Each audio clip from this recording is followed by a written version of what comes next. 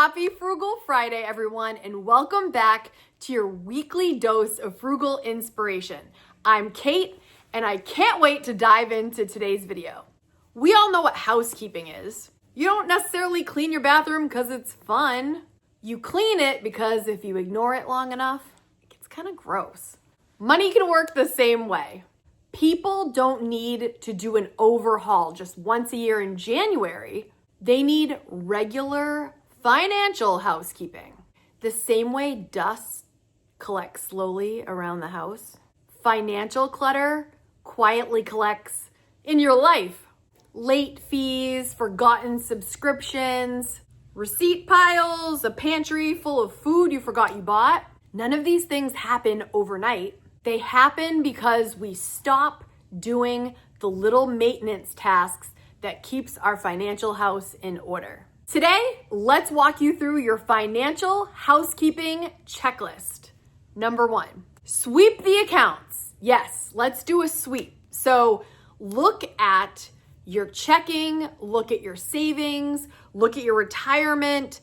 Nothing fancy, but take the time to know where you stand, because just kind of like, if you don't know your inventory in your house, you don't know what's in your refrigerator, you don't know what's in the pantry, you don't know what's anywhere, you've got to know what you've got so that you can deal and manage what you've got. Same thing with your money. If you're not aware that debt is piling up, or maybe your minimum payments are getting out of control because you're really racking up your credit card, that's going to be a lot harder to manage. So do a sweep of all your accounts so you know what you've got. Number 2, scrub your subscriptions. I'm trying to do a little cheesy, clean theme here, as you can tell, but really take a look at all the subscriptions that you have and ask yourself, do I still use this? Because if you use it a lot and it's worth it, then heck yeah, keep it. But if you never look at that, that might be something to get rid of. And ask yourself, if I were starting this right now, would I sign up for this today? Because sometimes you just kind of get in the habit of keeping something, but you're not really that excited about it. Look through all your subscriptions. And if you are wondering, like on your iPhone, what you've got like through Apple, if you've got an iPhone, you tap on settings, and then in the search bar, type in subscriptions, and it will give you a list of the ones that you have, like if you're paying for additional storage or any other thing that's crept up through your Apple account, check there. And just, if you can get rid of something, get it out of here. This is part of cleaning up your finances so nothing gets, out of hand or just kind of out of sight, out of mind, paying for stuff you don't need. Who wants that?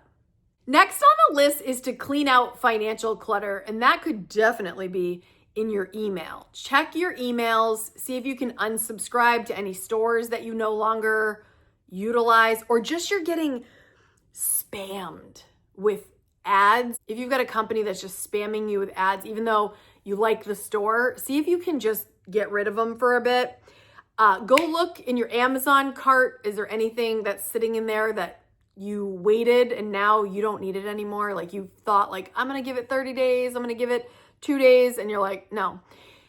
Go through your receipts, scan them using like Fetch or Receipt Hog. I have my links in the description if you want to get started on those so you can get some rewards for your receipts, which is just like, why not? And then remove any stored payments that you don't need. If you're in the habit perhaps of, Bath and Body Works, everything's stored in there and you just keep buying foaming hand soap out of control, whatever the thing is. By the way, I do love their foaming hand soap and their candles, but anything that you just have there automatically that makes you spend more, clear it out. Clear out that financial clutter. These little things can really add up. Number 4, polish the pantry. And what I mean by that, I was just trying to make it sound cute with the cleaning terms, but look through your pantry and find the oldest food and pull it towards the front, because it could be sitting there for a long time if it's not in your sight, right? This will really help prevent waste.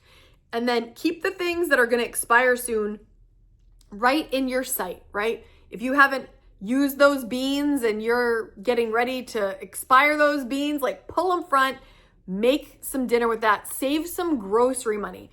Every time you use something from your pantry That's sparing your current grocery budget with the money that you have already spent. So don't spend money on food and then forget about it. Incorporate it into your current meal plan or meal plan-ish, as I do, and use it up. Number 5, freshen up future funding. And what I mean by that is look for the things that are kind of like one-offs, like car registration, school expenses, birthdays that are coming up, any kind of special events that are going to cost you more than usual.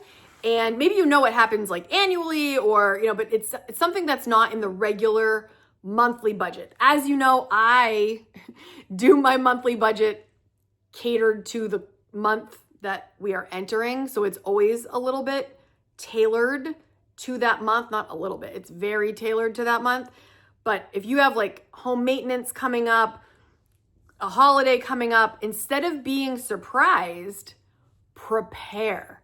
This is a great thing to have on your checklist and know like, okay, I've got this coming up. I've got to make sure I incorporate this into my budget with the current month, which leads me actually right into number 6, which is squeegee your budget. And what I mean by that is you don't rewrite it every single month. The budget is an active, living, breathing entity, and you want to move money where real life is happening, right?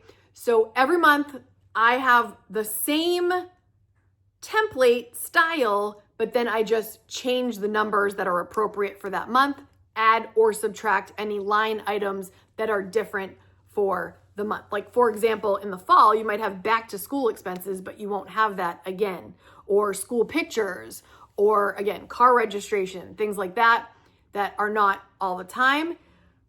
Make sure you go through your budget and adjust for the month that you are in, and then adjust as you go. I'm all about the budget, guys. Ever since I started budgeting, it has changed my life. Huge fan. Talk about it all the time. Squeegee that budget. Number 7 on the checklist, make an immaculate emergency fund. And what I mean by that is once you have, I've talked about the budget buffer in your checking account, at least a month of expenses in your checking at all time, you want to be working on that emergency fund. This is something that you need at least 3 months, sometimes 6 months, some people do 12, and you are going to make sure that you have money in this fund at all times so that if it hits the fan, you're not in trouble. Okay. And even if it's $25 a month, whatever, until that emergency fund is built, you want to be working toward it so that you have it eventually, because there's nothing worse than getting into a little bit of a financial bind and not having it. So that emergency fund puts some space between you and a disaster. So have that on your checklist to be making sure you are funding that emergency fund until it is fully funded to the amount that makes sense. The amount that makes sense to me is a month of your expenses. And that's like the important stuff that you can't live without. Your mortgage or your rent, your utilities, food, like all the things that you literally cannot live without. Transportation, right?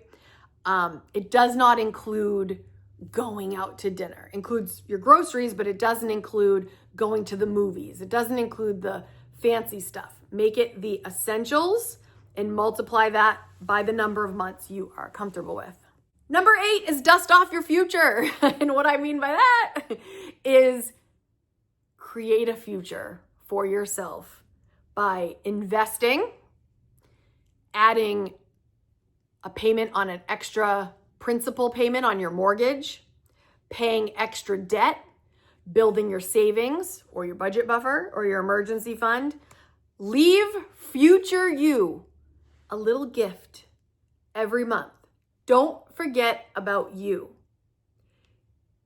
Don't let the dust settle on your future. Make a better future by considering it as part of your financial housekeeping as often as possible, right? Don't forget about future you. I talk about this all the time. Do something for your future self as often as you possibly can. Check that off the checklist. Number 9, make your place pristine. I talk about making your home your sanctuary often on this channel. And in this case, walk around your house, go room to room, and ask, what in here is costing me money? Do you have a leaky faucet? Do you have expiring produce in the fridge? Do you have duplicate cleaners taking up space? Clothes that you've never worn? Light bulbs left on? Take a look and see where there's a money leak throughout your house. And it's amazing what your house will tell you. Go room to room, take a look around, and then make your home pristine. Keep it clean. You're gonna have less germs, you're gonna have less illness, and enjoy being home. Make it the place to be. Number 10, I feel like it wouldn't be a Kaden video if we didn't finish with gratitude. Oh, your bills are paid. This is great. Oh, the freezer's stocked. This is wonderful. My emergency fund exists. What a wonderful feeling. My home is peaceful. I'm so glad I've taken the time to create this home that I feel at peace with. I feel happy here. I can rest here. I can recharge here. Financial housekeeping is not just about fixing things. It's about appreciating what you've built. By the way, just a side note, a lot of you really enjoyed my video last week where I talked a lot about reading because I'm obsessed, right? Here's my book that I'm reading now, The Housewife. Guys, I need to give you another little tip here. If you don't like reading because your eyesight, maybe you're around my age and your eyesight is not perfect, get a pair of readers at the Dollar Tree. Now look, this font is a normal font. I struggle sometimes. My readers help. But if you want to get into reading and you want to be more comfortable, get the large print. Look at this. You can read it from here. Guys, get the large print. Look, I've got this. This is on deck. Sherry Lapina, she didn't see it coming. And then I've got Lock Every Door by Riley Sager. I just read my first Riley Sager. It was fantastic. But look, large print plus some readers. And it's going to make your reading experience way better. I just wanted to bring that up because a lot of you are my age or older, or some of you that are even younger, you might have maybe you already have glasses and stuff. But if you're starting to have a little bit of problem sitting there reading longer, get a pair of readers. I know I look so sexy. Dollar Tree. And get the larger print. And I feel like you're going to want to read like crazy. I do. Oh. Is it time for a recap? Let's get to it. Here's your checklist, your financial housekeeping checklist. Number 1, sweep the accounts. Number 2, scrub your subscriptions. Number 3, clean out financial clutter. Number 4, polish the pantry. Number 5, freshen up future funding. Number 6, squeegee your budget. I just like saying squeegee. Number 7, your immaculate emergency fund, if you will. Number 8, dust off your future. Number 9, make your place pristine. And number 10, finish with gratitude. I would like to know what's on your financial housekeeping checklist. Guys, I think this might help us if we do this a little bit more often. Go through it. Depending on what your checklist looks like, you could do it in an afternoon, you could do it in a weekend. It doesn't have to take up too much of your time to do these things, okay? Let me know in the comments what's something we can add. And if you enjoyed this video, I'm gonna leave another one for you to watch right here next. Don't forget to hit subscribe if you haven't. Share this out with someone else that could use some help cleaning up their finances. And I'll see you guys in the next video. Thanks for being here, guys. Bye.